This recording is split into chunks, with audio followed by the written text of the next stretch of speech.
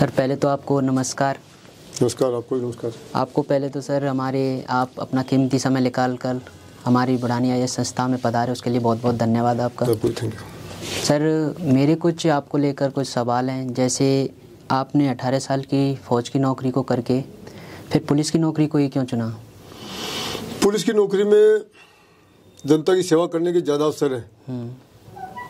जितने अन्य विभाग हैं उनमें जो पावर है, पुलिस के पास काफ़ी पावर है, उनका यदि आप जनहित में सदुपयोग करते हैं तो जनता की काफ़ी भलाई कर सकते हैं। अच्छा। और सर फ़ौज की नौकरी और पुलिस की नौकरी में से आपकी नज़रों में आपकी राय पूछना चाहता हूँ, बेहतर नौकरी कौन सी है? अपनी अपनी जगह दोनों ही बेहतरीन है। एक देश की सेवा के लिए है तो दूसरी अपनी जनता की सेवा के लिए। अच्छा सर जैसे आप हमारे यहाँ सीकर में आए, उससे पहले आपको किन किन चुनौतियों का सामना करना पड़ा और आपने किस प्रकार उन चुनौतियों का सामना किया? सीकर में आने के लिए तो मुझे किसी चुनौती का सामना नहीं करना पड़ा। ये तो हमारे ट्रांसफ़र होते हैं, जो एक सामान्य प्रक्रिया विभाग की, उसके तहत मैं यहाँ ट्रांसफ़र होकर के आया हूँ। अच्छा सर। और सर जैसे देखा जाए तो आप जो कार्य कर रहे हो उसमें राजनीतिक आपका दबाव भी रहते होंगे, उसको आप किस प्रकार हैंडल करते हैं? पुलिस पे, प्रशासनिक अधिकारियों पे, इन पे पॉलिटिकल प्रेशर रहता है, लेकिन क्या है कुछ अपवाद भी होते हैं। तो मेरे जैसे अपवाद हैं वो पॉलिटिकल प्रेशर को मानते भी नहीं है और उनके ऊपर वो बनाते भी नहीं है। वो उसी पे बनाते हैं, भाई आपको मैं कोई चीज दूंगा, आप उसको लोगे तभी तो आपके पास रहेगी। Yes sir. आप लोगे नहीं तो मेरी चीज मेरे पास, तो उनका प्रेशर उनके पास रह जाता है। अच्छा, जैसे कोई कॉल वगैरह करवाता है सर? करवाते हैं, कई बार करवाते हैं, तो उनके उस कॉल के प्रेशर को मानते हुए मैं कोई बात नहीं मानता हूँ। मैं कुछ मानता भी हूँ तो उसको सामने वाले को देखता हूँ। जैसे हम चालान, खासतौर से ट्रैफिक पुलिस का काम है चालान करना, तो मैं उसको सामने वाले को देखता हूँ कि इसकी आर्थिक परिस्थिति कैसी है और ये इस चालान को भुगत पाएगा या इसको ज़्यादा तकलीफ होगी या ये इसको आसानी से भुगतने वाला है, तो उसके हिसाब से डिसीजन लेता हूँ। जो नहीं भुगतने वाला होता है, गरीब तबके का होता है, तो उसको मैं हिदायत दे देता हूँ कि भविष्य में ध्यान रखना, और जिसकी आर्थिक स्थिति ठीक है वो भुगत सकता है तो उसके हम जुर्माना कर देते हैं फिर। अच्छा सर, जैसे सर आपका 12 साल में 12 ट्रांसफ़र हुए हैं।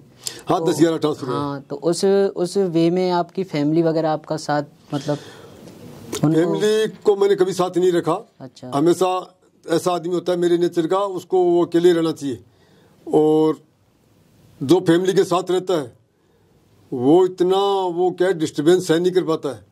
उसके बच्चे स्कूल में यहाँ से निकालो दूसरी स्कूल में डालो, तो फिर वो तो क्या अपने आप को एडजस्ट कर लेता है, जैसा माहौल होता है उसी में एडजस्ट कर लेता है अपने आप को, और उसके अनुसार ही फिर चलना शुरू कर देता है। उसको पता है कि यदि मैं हिल गया, मेरी जगह हिल गई तो पूरा परिवार डिस्टर्ब हो जाएगा। तो इसलिए मैं तो क्या है अकेला चलता हूँ, तो मैं अकेला ही डिस्टर्ब होता हूँ, परिवार डिस्टर्ब नहीं होता है। समाज का कोई सर, जैसे आप कभी कभार आपसे कुछ गलती भी हुई होंगी, जैसे कुछ आपके जीवन का अनुभव हमें बताएंगे कुछ? गलतियां तो इंसान गलतियों का पुतला, इंसान से गलतियां होती रहती हैं। तो मैं तो ये तो नहीं कहूँगा कि मेरे से गलतियां नहीं होती हैं। कई बार किसी को धमकाना भी पड़ता है, कई बार किसी को ऊपर सख्ती भी करनी पड़ती है, कई बार कानून के दायरे में, कई बार थोड़ा सा हट करके भी काम करना पड़ता है, समाज हित में, जनहित में।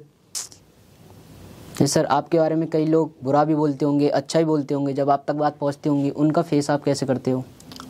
मेरे को कोई फर्क नहीं पड़ता उससे। मुझे पता है कि कितना भी अच्छा आदमी हो, कितना भी अच्छा आदमी हो, 1% आदमी तो परमानेंट उसके खिलाफ रहते हैं। क्योंकि हमारे समाज में नेगेटिव और पॉजिटिव दो तरह के आदमी होते हैं। जिसका दिमाग नेगेटिव है उसको आप दूध में, शुद्ध गाय के दूध में उसको नहला दोगे तो भी वो मीन में निकलेगा कि नहीं नकली दूध था, सारे फेंकते, तो फेंकने के बजाय मेरे को नहला दिया। तो वो जो नेगेटिविटी माइंड के लोग हैं उनका तो किसी के पास कोई इलाज नहीं है, कोई उपाय नहीं है। वो तो अच्छाई में भी बुराई खोज लेते हैं। वो तो अपने इतिहास को देख रहे हैं पुराना, जिन्होंने साक्षात ईश्वर को नहीं बख्शा, राम पे उंगली उठा दी, कृष्ण पे उंगली उठा दी, अच्छे अपने जो देशभक्त हुए उनके ऊपर उंगली उठा दी, समाज की सेवा की उन पे उंगली उठा दी, तो हम तो कौन से खेत की मूली है? तो वो एक उनका तो कोई इलाज नहीं है। जो मानसिक नेगेटिविटी वाले जिनका माइंड सेट है उनका किसी के पास कोई इलाज नहीं है। जैसे सर आप अतिक्रमण हटाते हो, उसके लिए तो जैसे गरीब वगैरह के ठेले वगैरह होते हैं तो उनके रोजगार पर तो फर्क पड़ता होगा, आपका तो फर्ज है, पर उनके लिए आप क्या करते हो? मेरी मानसिकता अलग है।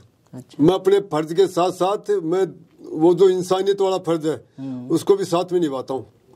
मैं किसी को हिलाता हूँ तो उसके रोजगार को भी ध्यान में रख करके उसको सेट भी करता हूँ। मैं सिर्फ अपनी जो मेरी ड्यूटी है वो ही नहीं करता हूँ, मैं वो इंसानियत के नाते जो दूसरा पहलू है उसके परिवार का, उसके बच्चों का, उसको भी ध्यान में रखता हूँ और उसको भी ड्यूटी मान करके ही काम करता हूँ। तो ऐसी समस्या नहीं आती है कि मैं किसी को एक तरफा खदेड़ दूर फिर उसकी वो मैं सेट करता हूँ। इसलिए तो लोग कल गरीब लोगों ने, रेडी थड़ी वालों ने कल माड़ों से लाद दिया मुझे, तो वो गरीबों वालों ने तो पहना ही है, किसी अमीर ने थोड़ी पहना ही है। वो तो गरीब खुश थे तभी तो पहना ही, रेडी वाले थे सारे। और सर जैसे देखा जाए तो आपको ये इतना सब कुछ करने का मोटिवेशन कहाँ से मिलता है? ये ईश्वरीय शक्ति है, कोई वो देती है, काफी ऊर्जा रहती है, मेरे जज्बा जोश, फौज का भी मेरे बैकग्राउंड है। अच्छा, तो फौज भी खूब जोश, जज्बा, जुनून, ये हिम्मत, हौसला, ये बहादुरी, निर्भयता, ये गुण तो आपको फौज से भी मिल जाते हैं। तो वो मेरे जो बैकबोन है वो फौज की नौकरी है, जो रीढ़ की तरह मेरे मानसिक शक्ति प्रदान करती है मेरे को। Thank you sir. वैसे सर हमारी एक अमित बुढ़ाने वेलफेयर फाउंडेशन है, उसमें हमारी CSR यूनिट है, कभी हमें भी मौका दीजिए सर यातायात पुलिस की सेवा करने का। बिल्कुल, आप जब भी कहोगे हम आपको, हमारे ट्रैफिक के जो कर्मी खड़े रहते हैं हाँ सर पॉइंटों पे, तो आपका लोगों का स्वागत है जनता की सेवा करने के लिए। जब भी आप कहोगे, हमें तो आवश्यकता है, स्टाफ जितना मिल जाए हमें तो उतना ही बढ़िया है। तो जब भी आप कहोगे आपको मौका ही मौका है सर, बताना कभी जरूर। बिल्कुल बिल्कुल, आप कितने आदमी दे सकते हो कांटेक्ट करना, बताना, हमारे को जरूरत भी है। धन्यवाद सर। Thank you.